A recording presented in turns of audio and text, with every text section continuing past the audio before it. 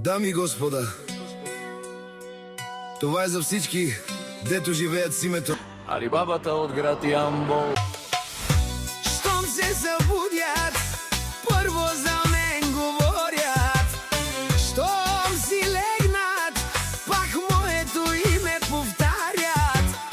Всеки слух е безплатна реклама, всяка интрига прави името ми по-голямо. Не гоня чужди сенки, не споря със света.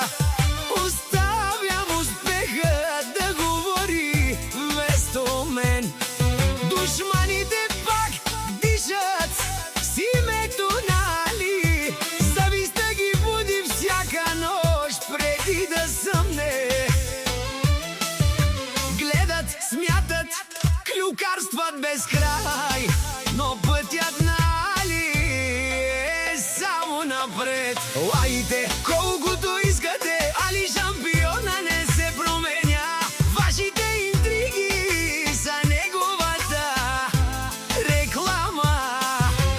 Колкото повече мразите, толкова повече блести. Защото истинската сила не се доказва с думи.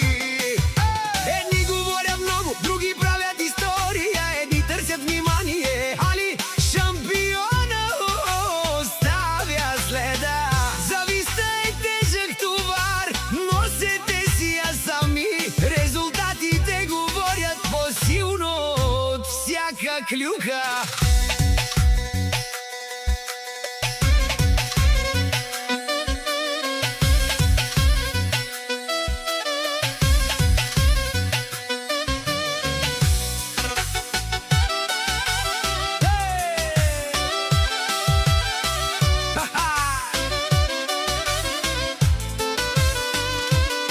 Фалшивите маски падат рано или късно, истината не греши, тя просто остава.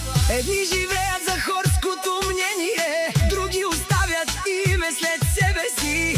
Завистта е тежка верига, Али избира свободата. Лайте, шепнете, измисляйте пак, не можете да спрете човек с характер и хъс. Докато вие сте заети да гледате назад, Али вече е направил следващата крачка. Запомнете едно,